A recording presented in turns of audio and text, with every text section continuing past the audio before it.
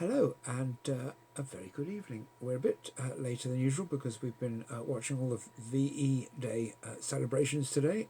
It's quite an extraordinary day, and the scenes in England are very different from those of 75 years ago in a way that was very unexpected.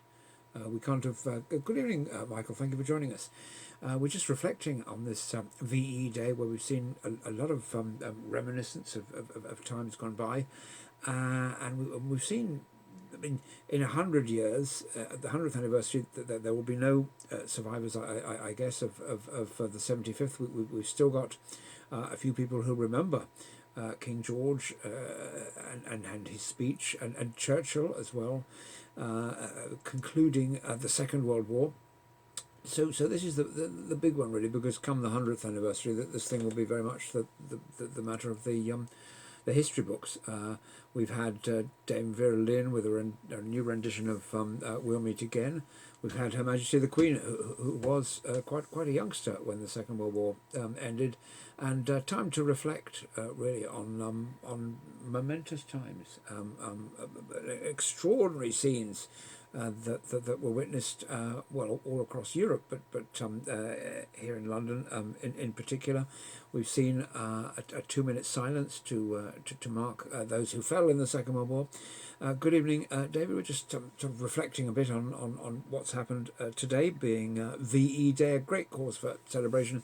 There should have been people thronging the streets, lining the mile, waving Union Jacks. We travelled a little bit around on business today in our car. We saw a few houses with some Union Jacks outside, a few people sitting in their garden. In some cases, Gathered the garden, yeah. we saw kind of people, neighbours, sitting quite some distance apart, next door neighbours, one sitting in one garden, one sitting in the other. But not the sort of celebrations that would have been ideal, I guess. And so our lockdown continues. Good evening, Niall. Thank you for some terrific work with editing on the videos that I make with Andrew Roberts. The new one's coming out tomorrow morning. Very excited about it. We're in Paris, and he's got us with big sort of moustaches and things, and the Eiffel Tower in the background. I don't know if any Daleks crept into that, but that was my vote. Went for Daleks in Paris, but we'll have to wait until tomorrow morning to see, because I haven't seen the finished product yet, and I get very excited to see these of a Saturday morning, and Andrew and I, and probably Niall as well, watch them, although probably not Niall as well because he's seen them, but we watch them avidly the second that they come out. So amidst all the headlines and things, there was a fella called Steve Holland who lives in Cornwall, in a place that's very difficult to pronounce. Ooh. Yeah, indeed. Tywardreath, perhaps. Tywardreath. And he got into trouble because he held a VE Day party in the car park of his pub, and he kind of forgot that it was lockdown. Oops. And there have been a number of photos online of all the revellers revelling, and he said in his defence that we thought we'd just do something for the people, and it was to cheer people up.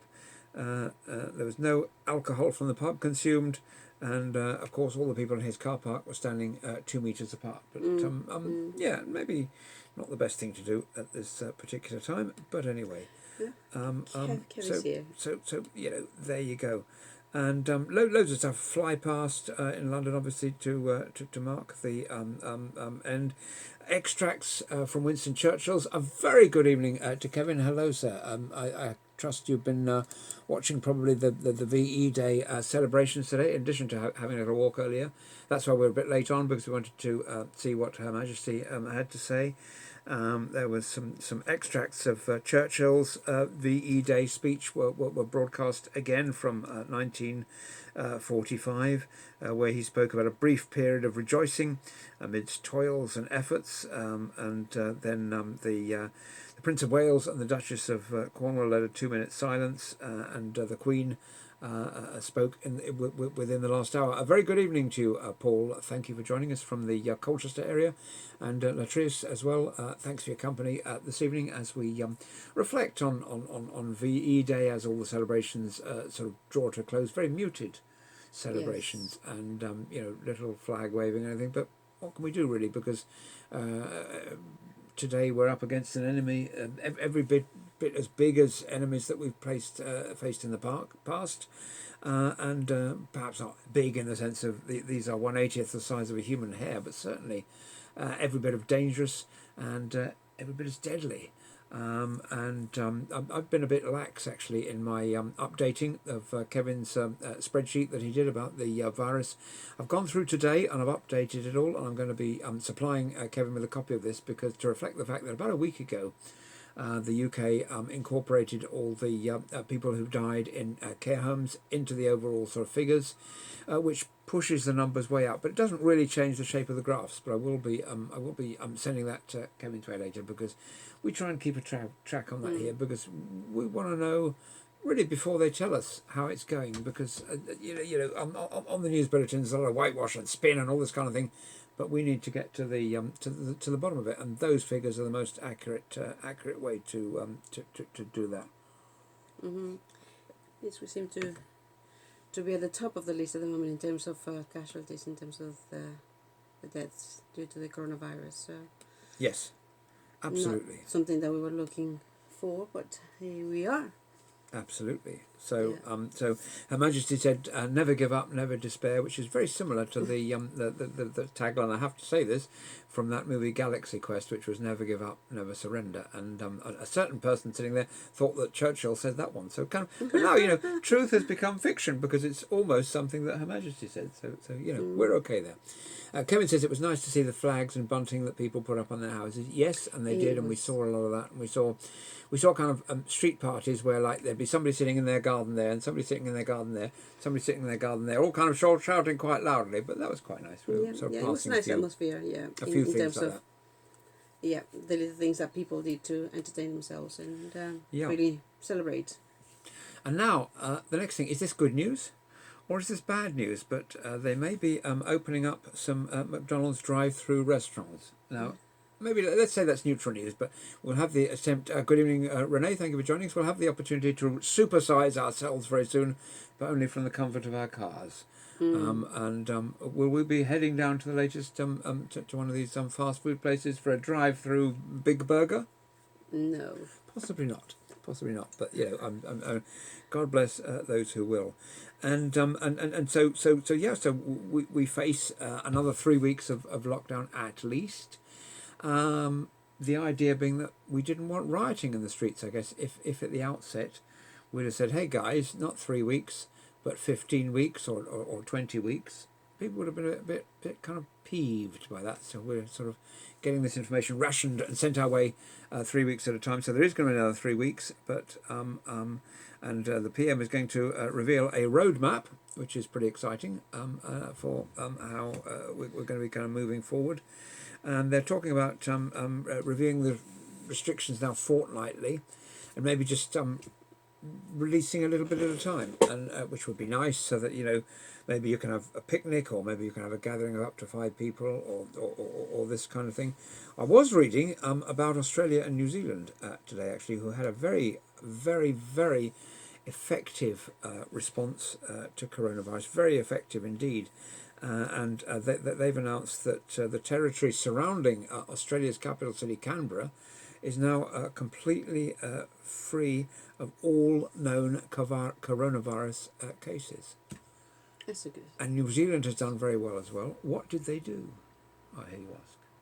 They locked down the borders. When everybody was flying around spreading germs, they locked down the borders. They were the first countries to do this, and it kind of rather reduces the transmission of the germs. And why didn't we do this? Well, we let 3,000 football fans in from a virus hotspot and just left them wandering around Manchester. Yeah. What is wrong with some of these politicians?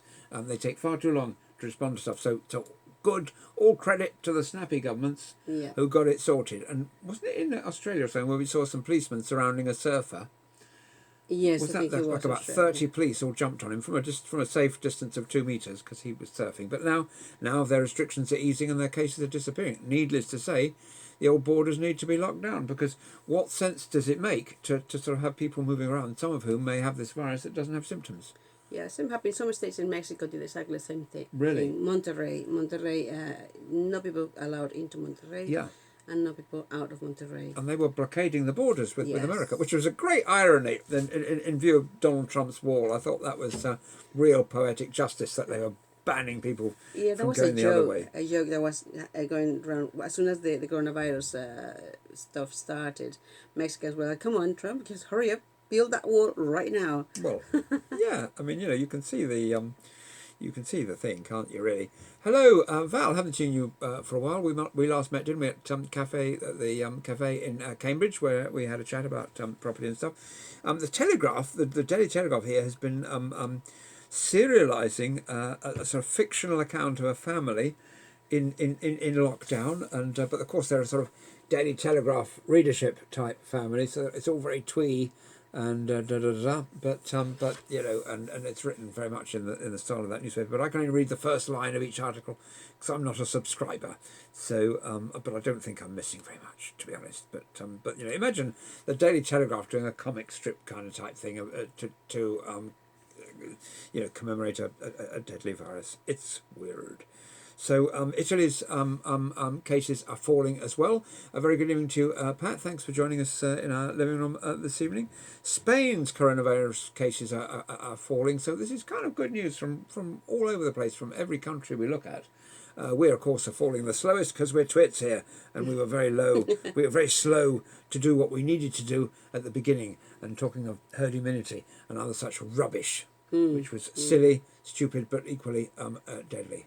And a very bad thing. Blood thinners apparently show a promise for boosting the survival chances of some of the sickest patients with COVID. So there are some unorthodox and unusual treatments. We went off today to buy a lot of vitamin D, which even my medical friends have said is a very good idea, both to, it's shown to reduce the severity of cases when people have got this, but we're just going to take it every day just in case. Yeah. And so this is sort of new research that's come out.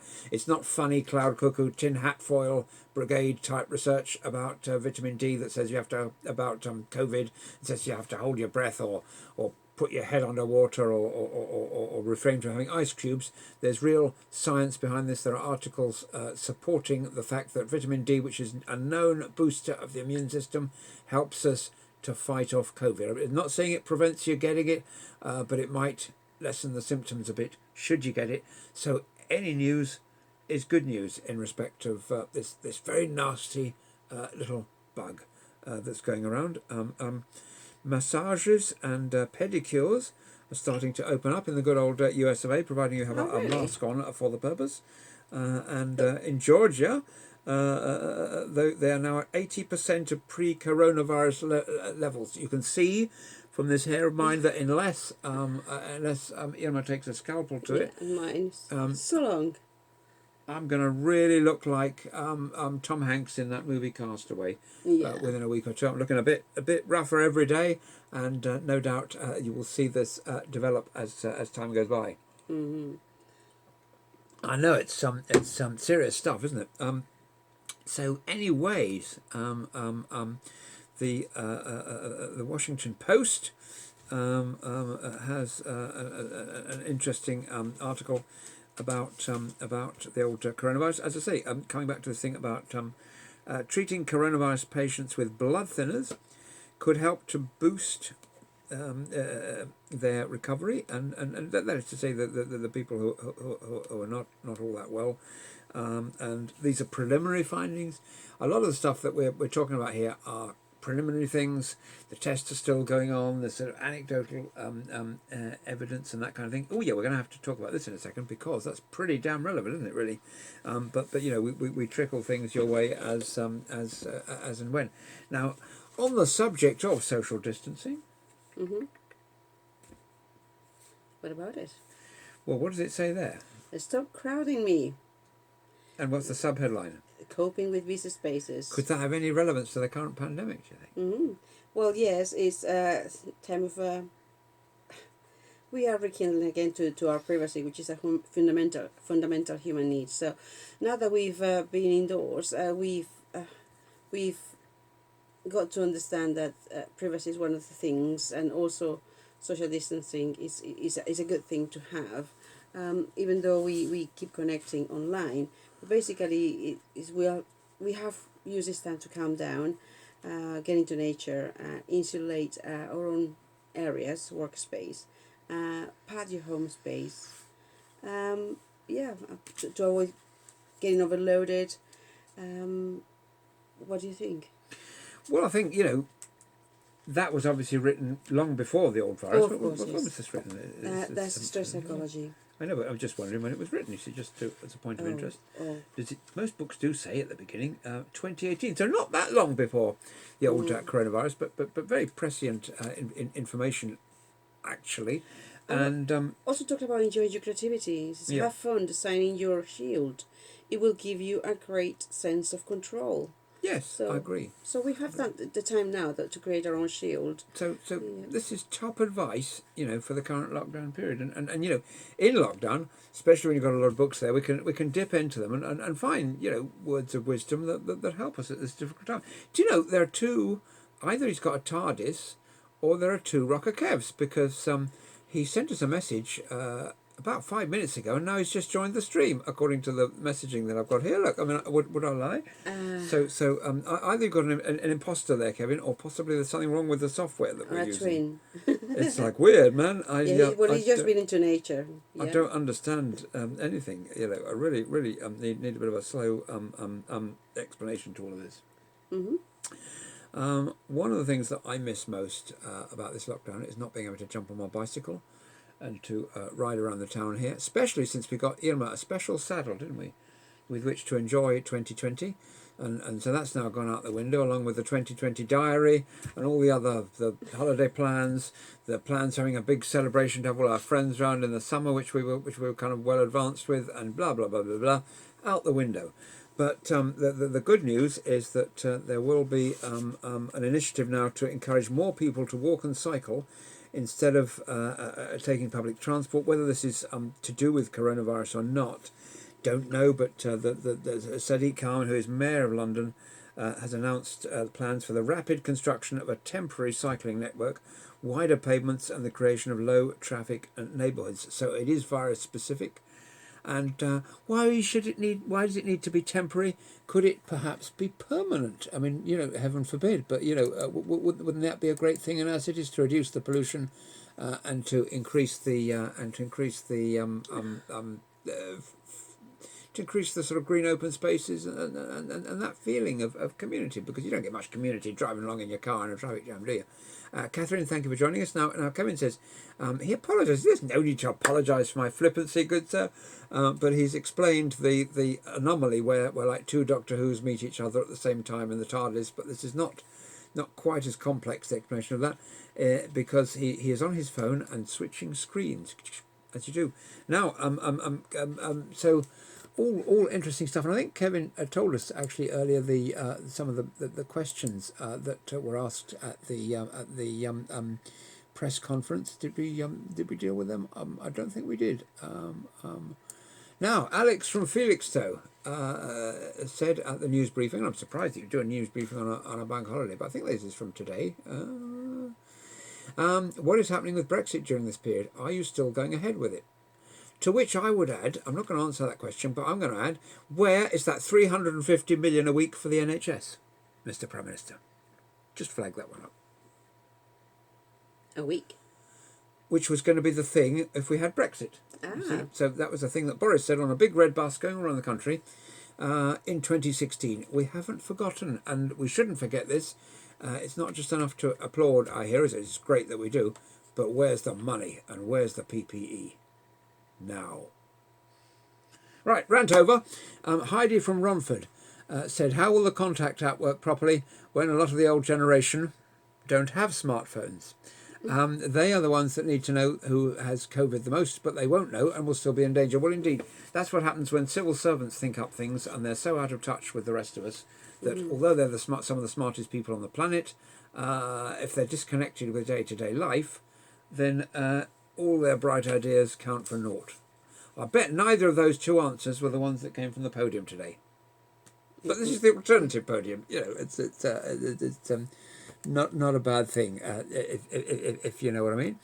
And you know, all good stuff, all good stuff. So well, anyway, coming back to matters in hand. So more walking and cycling things in London, which I think is good. Carbon emissions due to coronavirus will result in an annual decline of almost 8%. So you see, there is really good news about this, because Greta Thunberg and people could go on television all day long, and all it would do is get pleasant words from politicians. But this virus, one good thing it's done, it's told us, look, don't do all that unnecessary travel, don't burn all those fossil fuels, don't pollute the planet, and let's have penguins walking down Regent Street. Yep, why not? I'm all in favour of that. I don't think that any have been reported yet, but in a week's time, when they are, I'll say I told you so. That's right. So Germany is going to be reopening some shops. I think, as far as I know, that people are going to be having to have masks when they go in the shops, which is not necessarily a bad thing, because the countries where people who wear masks, despite all the advice from our government to the contrary, 2 or 3 of the countries that are wearing masks all the time are seeing declining levels of COVID faster than ours. I mean, for goodness sake, we've got the second worst in the whole world. So anything our politician says has to be taken with an enormous pinch of salt, probably a whole sack full, because they're great with the words, but terrible with the implementation. But credit to them, they are learning, they're moving forward, they're getting it right, but we need to continuously hold them to account to make sure that they continue to get it right. Kevin says he likes the alternative podium and our outlook and viewpoint on the questions. Thank you very much, sir, and sorry for the rants, but I really do care about the NHS. I care about the lives of old people and all this kind of stuff. Cal, it is wonderful to have you on board this evening on this VE 75 day. And how did you spend it? Do please tell us in the comments, because we'd love to know. How did we spend it? Moseying around, enviously looking at other people having VE Day celebrations in their gardens. Yep. We saw quite a few, and we weren't invited to any of them, not even on our WhatsApp app, which apparently Emma tells me is full of messages, but being an old bloke without a smartphone, I never get to see them. And, you know, spotting toxic friends, right? Well, the most important thing about toxic friends is they're going, they've got a dry At the cough. moment, yes, that's Back off. number one. What other things? Yeah, basically, it says good friends are reassuring, but bad friend makes stress worse. And according to an American counselor and relationship researcher, Suzanne Dawkins White, she identifies 7 kinds of friend to watch out for, which is new acquaintances who push for too much closeness too soon, friends who only call you when something goes wrong for them. Oh, I hate that kind. Friends who don't take your preferences into account when planning time together. Yeah. But sometimes they can have good ideas. Better Well, ideas. sometimes they can, but you know, Yeah. underwater tennis just isn't my thing. No, but You know, sometimes it's just not. I look. sometimes you need this kind of friends so they can push out of your comfort zone. I mean, it's good, it's good to be a bit adventurous in life. But you know, yeah. Right, so friends who constantly complain, oh well, yes, That's that me. you aren't available for understanding enough. Oh God, I do have those. Now, friends who habitually compete with you. Or, oh, I like that. And we Some have of a my best friends do that. Yes, one of our best friends is such a competitive person. He says that I'm very competitive. And when we're having conversations, you can see when you say something, there's an edge to it, and it's just kind of enjoyable because he comes up front and he tells you, I'm very competitive. Our friend whose name begins with an A, who is a terrific guy, and you know, no better way to compete than to have your name beginning with an A. That puts him at a head start to start with. Yeah, but I enjoy it because he's lovely fella. open and he's truthful and he just says it. And you can see the clean face. I'm going to win this one. And you're like, so you need to step up. And it's just a good interaction. So that's good. So friends who are quick to borrow money. Oh, but slow to pay it back. Well, such friends are not good. I call them Bonnie and Clyde. No comments. But there we are. Paul, thank you for joining us this evening. And Kevin, changing the subject rapidly, says no penguins yet, but wallabies and goats. And probably a couple of wannabes as well. Maybe some wannabes as well as the wallabies. I don't know. Yeah. There's wannabes everywhere. But yeah, this is all good. This is good stuff. You know? Yeah, I know. Yeah. It also says that having a happy friend living within a mile increases our possibility of happiness by 25%. Except during lockdown, when that friend can be 1,000 miles away, and the amount of happiness is equal, since we're doing it through a screen. That's another thing that has changed now in terms with this lockdown and Yeah. friendship. I mean, we have nurtured friendships online now, and they can, for example, every night when we're here. Yeah. I mean, we offer you to see Just where a we little are glimpse and of our the way hovel. we interact with each other, and it's just amazing. So we are building very good relationships. For example, Roger Kev is one friend I personally haven't met. An absolutely terrific guy who, you know, I mean, I don't know, have we met once every 2 or 3 years for the last 20 years? Something like that.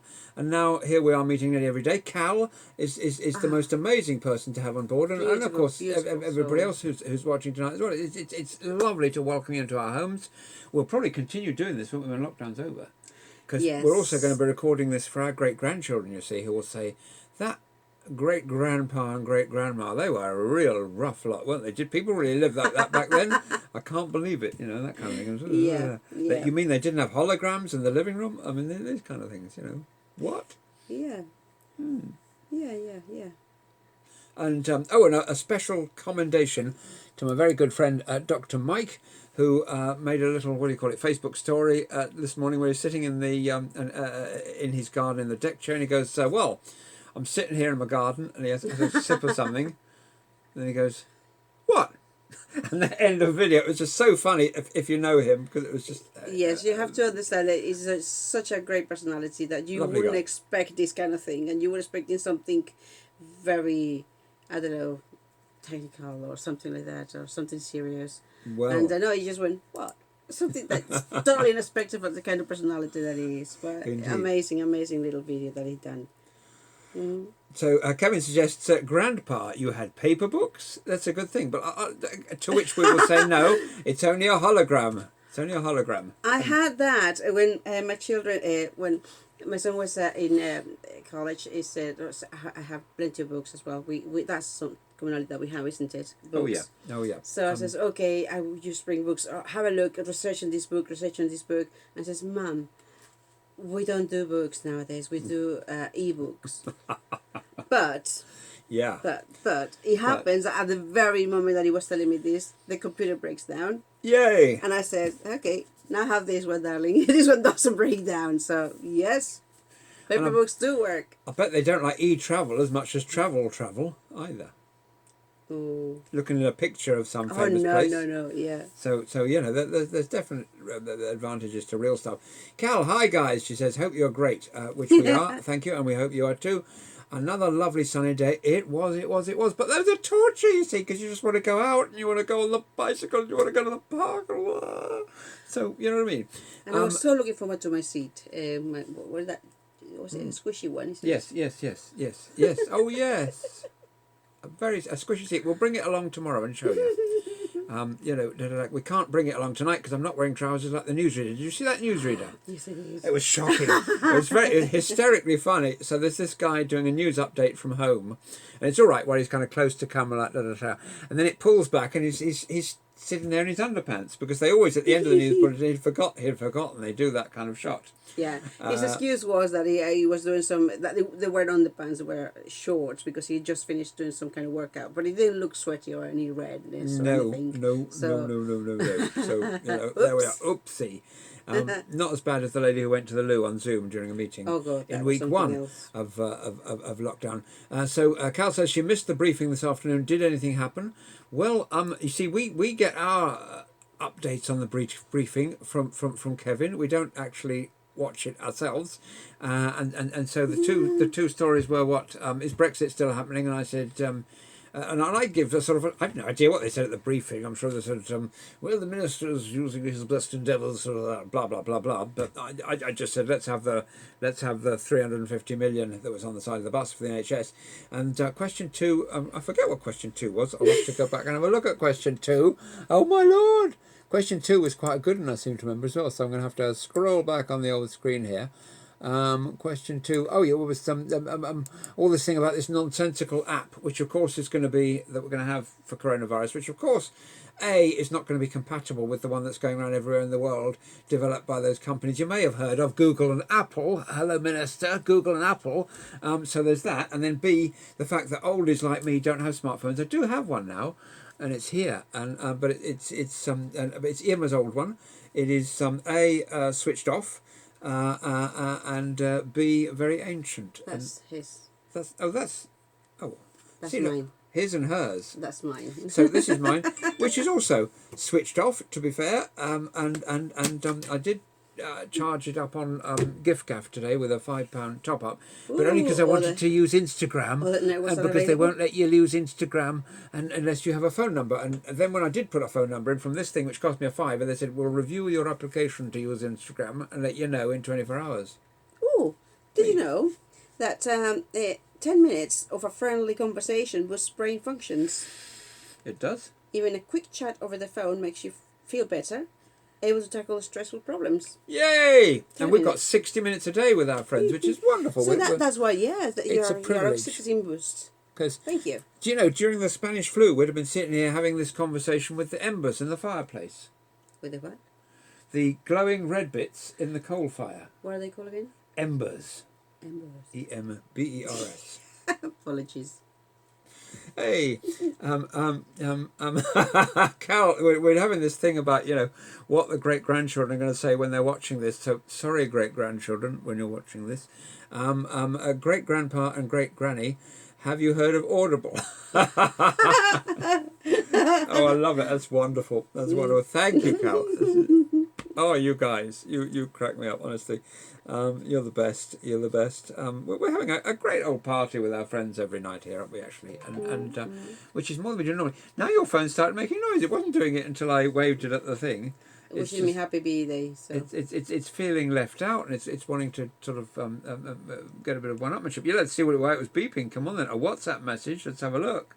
Oh my good. Who would have thought it? My goodness me. They didn't, did they? Well, I'm sorry, we can't tell you that. It's totally confidential. But by the way, the blue cup is out on the window ledge. It literally says, by the way, that the blue cup is out on the window ledge. So I'm glad we were interrupted for that bit of information by the phone. Yeah. The blue cup is out on the window ledge. It's code. It's aspiring.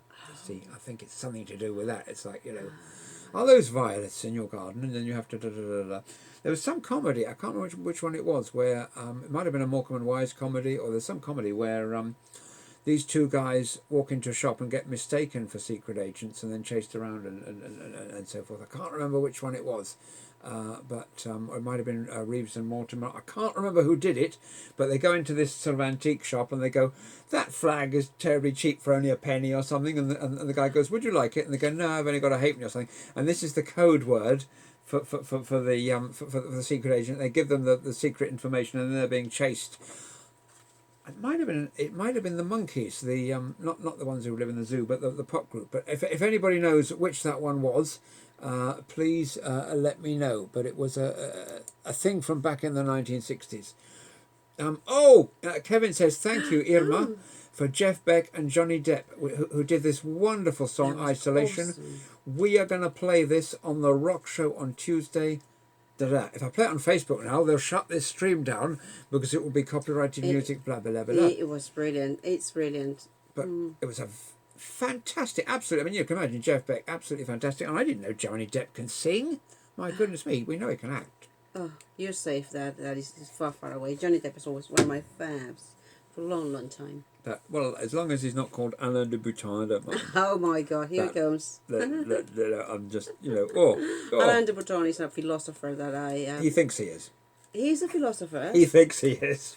But because he's also a philosopher, is not jealous because of it. No, I'm jealous. No. Well, just think, he was the first soothing voice I heard a long, long time ago. So, yeah. Yeah, Al Button. Al Button. That's our boy. That's our boy. No. So, What have you found about Swansea? hot on the heels of Johnny Depp And Jeff Beck, I'm delighted to announce that two residents from Swansea have written and performed an original song to raise money for the NHS Charities Fund. Simon Thomas has written the song and his friend Sean Davis has performed it. Oh no, I think they both performed it and it was performed by their friend Nadia.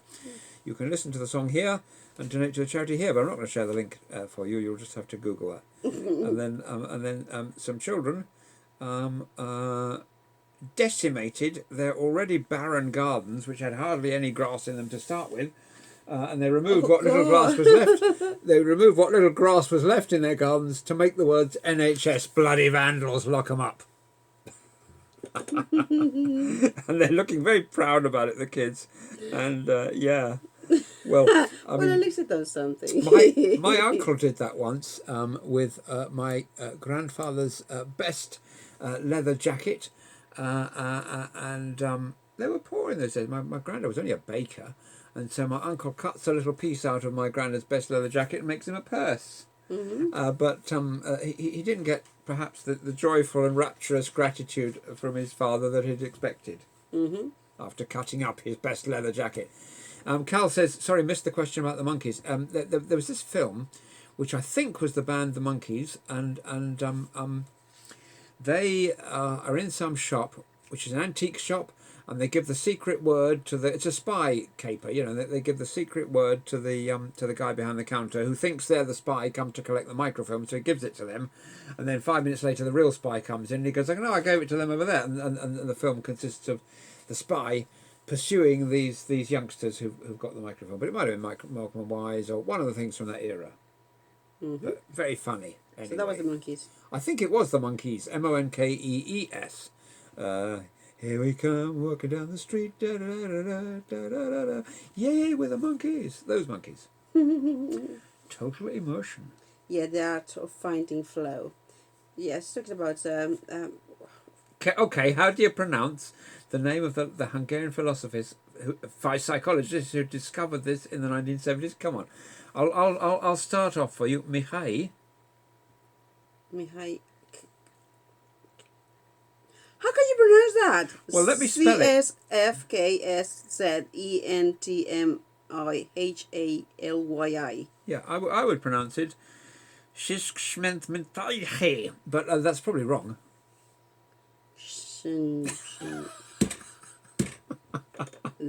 This you chose Hungarian philosopher, psychologist, you chose the page. He pioneered a truly stress-busting concept. In But his not words, his name. Changed his name by deed poll, yeah. the process of total involvement with life are called flow.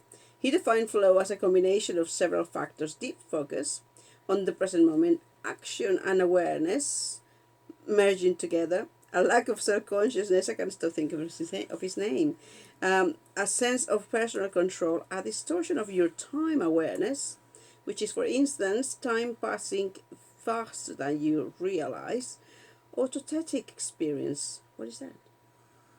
That's a good question. Autotelic experience. That is an experience that you look up in the dictionary to clarify the Means you nature don't know. of it. Yeah. Okay, he doesn't know. If anybody knows what autotelic is, it'd be great to know. Yeah. But yeah, it's basically it's a state where we are so absorbed that the world and its pressures, for the moment at least, cease to matter. Nothing really matters. You know that Anyone can I see. have that sensation when I'm Nothing writing. matters. I like. Nothing really matters to me. Carry on. I just had an autotelic moment. You just broke my flow. It's broken forever. It just seemed like a moment for an autotelic flow.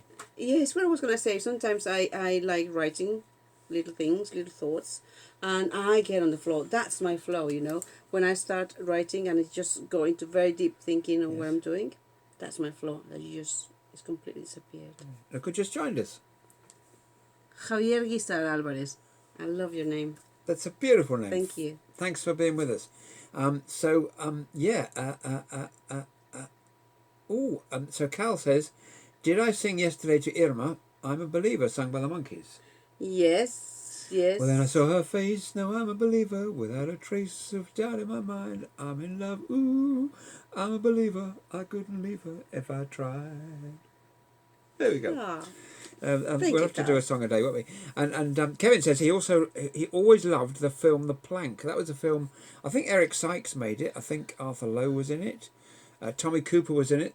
Jimmy Edwards, who was known as Professor Jimmy Edwards back in the day, was in it. And all sorts. And it's about some carpenters, really. It's like a sort of. It was like a sort of 1960s version of Laurel and Hardy, I suppose, but where none of them were fat. Does that mean you and me? It does. It does. It does. It does. We get slimmer by the day, and we don't need calorific counters, and we don't need apps on our phone, and we don't need belts that give us shocks of electricity to make us slim. We don't need things on our wristwatch to tell us our BPM of our hearts, do we? Well, I do have one of those machines that do You kind of don't, do help. you? Yeah. What kind of machines? What are we talking It about? here? wobbles you. It wobbles you. A roller coaster. No. A that's seesaw. life. A seesaw. No. What? A vibroplate. A vibroplate? That sounds disgusting. Let's change the subject. Talking positive, the benefits of avoiding complaints. I've got a plate. I keep it in the kitchen. Ooh, finding a funny side. The role of humor. Right. That's a good one. Yes. Yeah. Right. It boosts your immune system, having a good sense of humor. Didn't I tell you? Yes. I think that's what yeah, that's what I find you very appealing. Good sense of humor. Thank you. And that Thank was you. it. Thank you. Well, but there was this case, and I think I've spoken about it on one of these before, whereby it was about 20 years ago, as an experiment, they actually, and this is serious, they paid some comedians to go into a hospital and make the patients laugh. Mm-hmm. And the recovery time shortens, and these guys get better, and there are more recoveries. And I don't know why they didn't continue it. Probably because Boris ran off with the 350 million in his bus that was meant to be for the hospitals. But anyway, they didn't continue doing it. But humour helps you to have endorphins and that kind of thing, and these things make you better. So whatever gives you the endorphins and all that kind of stuff, and oxytocin or whatever it is, do it. Laugh, be happy. Don't worry. Yeah, it says stress can seriously undermine our well-being, but laughter can be a powerful antidote. Enjoying the humorous moments in our lives can have a significant influence on how we experience stress. I always laugh at my own jokes. Yeah. Hey. But it's good. It's good. It's good. It's good. And so now it is a well-known fact, of course, that COVID-19 sounds like "Come On, Eileen," da, da, da, da, da, da, da, which was their number one from Dexys Midnight Runners. It is. That's well known. But yeah, I won't be able to take that tune out of my head for the rest of the day. well, you will when you hear the next one, because do you remember "Do do do do do do My Sharona"? I don't know if you remember that song. Oh, that was a song by the Knack, and it was kind of pop rock, I suppose. Kevin would acknowledge. Oh God. Well, there's such a thing as pop rock. It's probably not one that we'd play on the rock show, but anyway. I don't think so. You get banned. But especially since it's got the word thighs in the middle of it. And anyway, but there's a guy who's called Torrin Westcott, who is a producer. He's in lockdown, and he produced a parody version of "My Sharona" to the words of "By Corona," not by B-U-Y the soft ink, but by adios. For another virus. Look, it does say it there in big letters. By Corona.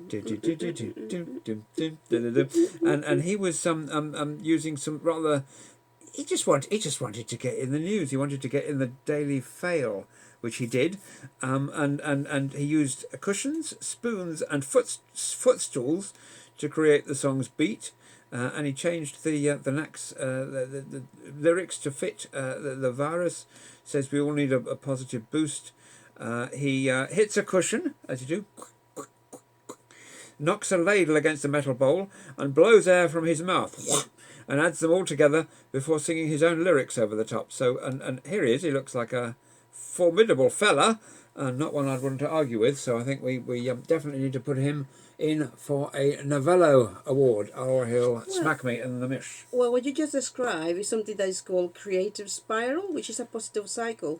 First, he did something creative, Yes. experienced engagement, enthusiasm, and happiness by laughing at his own thing. He felt more energized and capable of doing things, therefore, the Yeah. participants also, and he created more. Yeah. Happiness, happiness, the greatest gift that I possess. There you go. Ken Dodd. What's that? Oh, you don't know Ken Dodd. He was a guy who had hair very similar to mine. And let's go there. This is getting into to be a very silly edition of our nightly get-together. What have we been on? What have we been having all day? I don't know, but whatever it is. Vitamin D in the form of sunlight. So quite possibly. Let me find a photo of the remarkable Mr. Dodd, who was known both for his... He was known for a number of things. He was known for having a big run-in with the Taxman, Oh my God! which he won.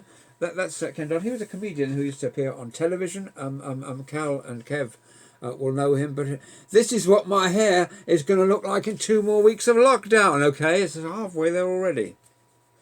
So not far. We're not far off it. And he had his characters that he invented, who used to be with him on his primetime BBC show called The Diddy Men. Oh yeah, Kevin says Ken Dodd and the Diddy Men, and they came from a place called Knotty Ash, Knotty. And now I could sing "We Are the Diddy Men," but I'm not going to, okay, because we've had enough of this for tonight. And Well, it is Friday. It's a VE day, which is a thing of celebration. Have not drunk any wine. I will have some once we've done this before going to sleep. Yeah, so we're joyful. We are joyful. So it is different. Yeah. So see, I hear April wine was a apologies good if we vintage. do appear a bit silly tonight, but Cal says it's great to have people sort of getting into the mood with us today, because Cal says that she always used to do the housework to Happiness. Great song. Oh, I thought she was going to do the housework to Ken Dodd and the Diddy Men. We are the Diddy Men. Diddy Men. We are the Diddy Men. We never have a laugh. Scrub, scrub, scrub. There's happiness. Happiness, the greatest gift that I possess. But he didn't possess a very good hairdresser, let's be honest.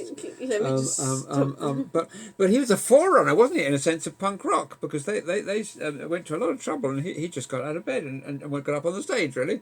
Bit like the way that I do. I leap out of bed and turn the video on and that sort of thing, and then realise that I'm not wearing a shirt or something like that, or whatever, you know. But yeah, the great Ken Dodd, it brings back a lot of the old memories, really. So yeah. I think anything that can help now. I mean, a lot of people go out for a walk and make their own happiness by having a pet, which we should get one. Yes, absolutely. Is that yes? In camera, we gain a pet, right? We certainly are. In the form of a... Iguana. Oh, no. No. No, it's something that you can... Pangolin. No.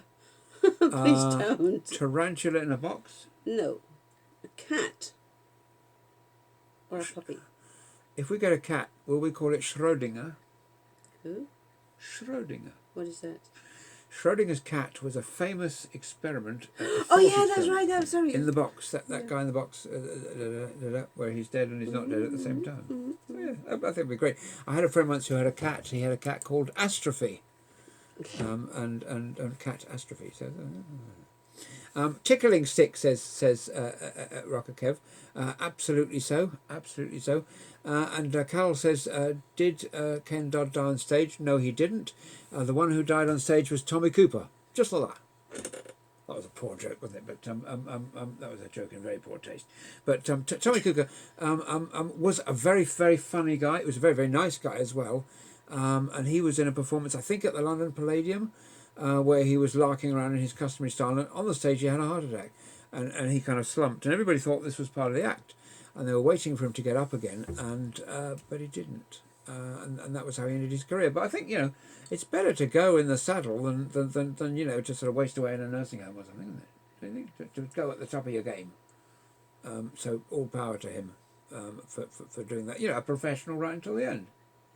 So I don't want to have a miserable 8 months withering away where my arm shrivels up into the size of a finger. I just want to be at the top of my game and fall down and disappear. But that is harder for the ones you leave behind. It is, but it's easier for you. So it's a trade-off, isn't it? Changes the subject. Yes, let's change the subject. But anyway,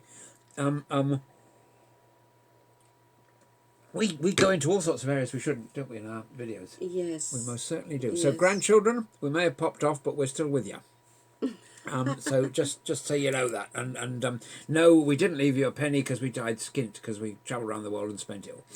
I need Cal a says, dog. Irma, you need a dog. Cats are too independent, and I think I need a shrink, don't I? Really? Yeah. Yeah. Cats are independent. This is true. Yeah. Which is nice in a sense. But I like cats. I don't like dogs. Yeah. I was lucky enough to grow with several types Yeah. of pets. So We had Skelly with us earlier in the year, the white one that belongs to our He's friend got a Fiona. little brother now. He has, and he wasn't even pregnant because he's a boy. So I don't know how it happened, but suddenly he's got a brother. I've never understood that birds and the bees stuff, but there we are. There was one cat, now there's two. How do these things happen? Don't ask me. Cal says it's the way he wanted to go, speaking of Tommy Cooper. And yes, the finest professionals would have wanted to die in harness, and they're doing what they do best and what they love and that kind of thing. And old Stan Laurel, who was a great hero of mine, of the Laurel and Hardy partnership, he was in his little bungalow. He lived very modestly because their boss used to screw them out of all the money, and but he got them the gigs. But allegedly, shall we say, what allegedly used to happen with the boss is that Laurel and Hardy, the boss arranged it so that their contracts would expire at different points, and they saw themselves as like a team. So Laurel's contract would come up for renewal, and they'd say, "Well, Hardy just signed," and vice versa. And on that basis, they didn't get much of the money. Hardy was the good negotiator, I think, in terms of the contracts, and Laurel was the creative fellow who used to spend a lot of time behind the scenes editing them, and they used to use, did you know, Laurel and Hardy used to use like focus groups, so they'd film, and they must have been the first people on the planet to do it. They'd film 3 endings of the movie, and then Stan Laurel would sit there at the back of the cinema seeing which ending caused the test audience to laugh the most. Oh, wow. Which was very professional. Very creative. And Oliver Hardy, whose nickname was Babe, he used to like playing golf and that kind of thing. So he used to like to go out in the town and have some fun. Great movie with Steve Coogan about Laurel and Hardy, which we saw a year or two back. Very, very good movie. And if you haven't seen that, I want you to immediately go and see it. When this ends, and Carl says, yeah, Tommy Cooper, that's who I was thinking about. He was very, very funny with his fez, and in case you haven't seen Tommy Cooper, it's possible, he was a magician who was a good magician, but he used to pretend on stage that all the tricks were going wrong. I've seen some of his So he'd put a sort of rabbit under a hat, and then the rabbit's still with there, but then at the end, suddenly there'd be a waterfall coming out of it, and all that kind of thing, which very entertaining, very, very good kind of. He did this occasion in which he was behind the curtains and never appeared, and he just kept from behind the curtains. He was popping, it was a very good. And there's a thing that was on Sky quite a long time ago, which I've got recorded somewhere because I'm sure they're never going to be repeating it, where this magician showed you how all the tricks are done. He was a member of the Magic Circle, and he had a hood on or something.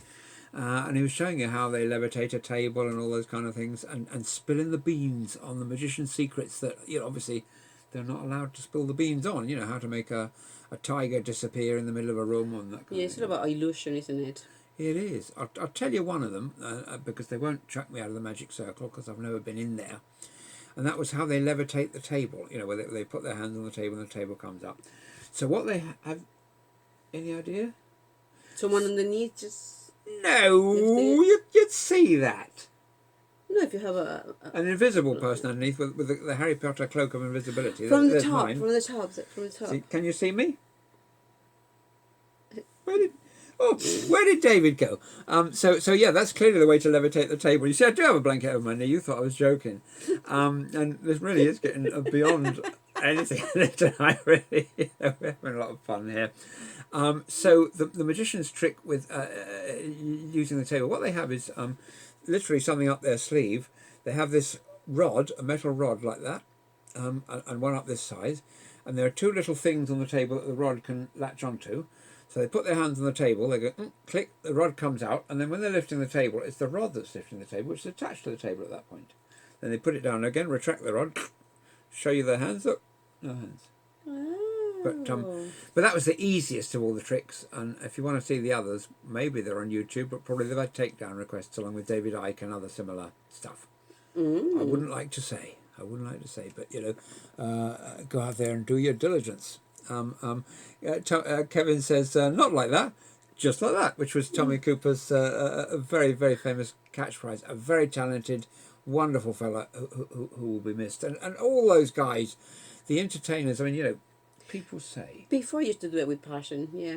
Yeah, people say, oh, well, nostalgia isn't what it used to be, and there's an element of truth in that. Yeah, what happens is before, I mean, well, I'm not that old yet, but it used to be passion when you used to deliver your performance in front of the people. It was, you did it not because of the money, you did it because of the passion of what you like doing, entertaining people and making that little difference in life to others. And, a lot of the Now famous... it's all about who knows what it's about? Who knows what it's about? Having the best photos on Insta or something, But back in those days, Kevin says, "Are you sure you haven't been on the wine yet?" And he's loving the banter. Okay. We're just let me just confess. Honestly, it's honesty tea. Coffee. But we will be having a little something later. I promise you. But we're just in high spirits today because it was like VE Day and all that. Yeah. And what was I about to talk about? I don't remember now. The old mind's gone a bit blank. There was something at my age. It does that when you have a bit too much tea. And you were talking what were we talking about? We were talking about Tommy Cooper. And I know, comedians and why they're shit nowadays. Because this is not the radio, so I'm allowed to say that word on the radio. The program would be rapidly discontinued.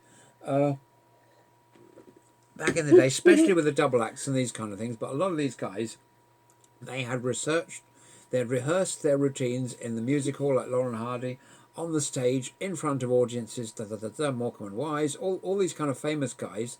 They'd done 10 years in the bleeding theatre before they ever got in front of a camera, so they knew what they were doing. They knew how to get laughs. They knew how to interact with the audience. Nowadays, some twat posts a picture of themselves doing like that on Insta or something, and the next thing they've got their own TV show.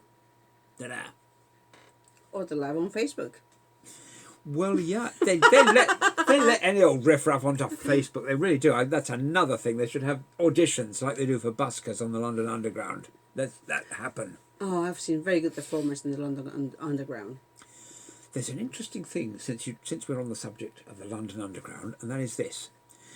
Back in the day, the London Underground banned people from busking, because there used to be a lot of buskers when I first joined the BBC, saying that it was dangerous and that with the buskers there you wouldn't hear the public address system and that there could be some emergency, and then you wouldn't hear the thing saying, "Go to the exit," even though there's lots of smoke around and everything. And that's the same excuse they used to get rid of the pirate radio stations in the 1960s, which they hated, the government, and they said, well, people might not hear distress messages. Come on. Nowadays, however, now that these buskers audition and are licensed by the transport people, who get a cut of what they collect, it's okay, and it doesn't matter that you can't hear the things. And similarly, we've got lots of commercial radio playing a lot of music, which you wouldn't hear distress calls either. But, politicians, you got to love them. Mm-hmm. You got to love them. God bless them. Kevin is saying that laughter is the best medicine. I agree, totally agree. Laughter is the best medicine. And also watching nice, wonderful things from nature. In this case, we were watching the video that you uploaded about the foxes and the foxlets. Oh, there's a whole series of fox videos that Kevin's got, and if anybody's friends with him on Facebook, if you're not friends with Kevin on Facebook, immediately friend request him so that you can see these videos of foxes that he's got. Did you ever see, Kevin? It was on Channel 4. If not, I'll give you a copy next time I see you, if you remind me in advance. It was a show called Meet the Foxes, because every time they post it on YouTube, it gets deleted after about a day because Channel 4 puts in a copyright takedown. But on one of those occasions, I managed to grab myself a copy. And it's a fabulous... It's in the sort of David Attenborough style of documentary, where they follow this family of foxes doing their stuff, from babyhood to adulthood. Very nice, very, very nice. Mm-hmm. And there was a similar one, actually, that the David Attenborough did about cats, where they're cats in Rome, and it's from little kittens to big cats, following them around with a camera. And then they admit, in both of those films, they admit at the end that it's not a single cat they're following around with the camera, that this story of the cat's lifestyle is film of different ones at different ages, because like they didn't have 3 years to sit there filming it, but you know, they're very, very, very nice movies. Speaking of Attenborough, which we were, we saw David's brother, the late Richard Attenborough, and we saw about 20 minutes of that film, The Great Escape, yesterday to get us in the mood for VE Day. We'll probably see a bit more, but the subtitles were out of sync with the action by about 8 seconds, so I'll have to adjust that before we can watch any more of it, because it's very off-putting. Because at my age, you have to have big subtitles like that on the old screen in order to be able to understand what's going on. And I'm standing there with the old ear trumpet. What was that? What was that? Because I had too much rock music when I was young. You can never have too much rock music. Yes, but anyway, but it does make it difficult to watch the old Norman Wisdom films or The Great Escape or such. But we did see the bit where Steve McQueen bounces his ball across right to the wire of the camp, because everybody knows this movie, so everybody knows it scene by scene by scene, and then he gets put into the cooler, and he's just bouncing the thing around the cooler. Right then. Right then. Yes. It's time to rock and roll. Thank you. Thank you for your company tonight. It's been a terrific pleasure to have you guys with us. Kevin says, I'm so lucky to have the foxes and cubs in his garden. I don't have that video, so please send it to me. I will dig it out if I can possibly find it. It's been long since deleted, but and I've got lots of crap, but I will see what I can do. I will see what I can do. It was a wonderful, wonderful series on Channel 4. Meet the Foxes. I think it was a 6-part series. It's absolutely beautiful. Yeah, but you have the real deal right in front of your doorstep. That's just amazing, Kevin. Yeah, You're yeah. very blessed. I mean, it's just, we see the videos and Wonderful. we really enjoy them and see how Foxy Mother is just after the puppies and everything else. And oh God, We saw a fox once outside our home, running across the railway in station car Cambridge. park here in the centre of Cambridge, but just the one time, because you know, obviously he's a. But she was beautiful. It was a very beautiful sight, and we wanted to give the fox some food or something, but it ran away before we could. So anyway, on that thought, we'll take our leave of you on this 75th anniversary of VE Day. Thank you so much for your company this evening, and we trust that we'll see you again soon, perhaps tomorrow night if that suits, and if not, then we'll meet again some sunny day. Yep. Have a lovely evening.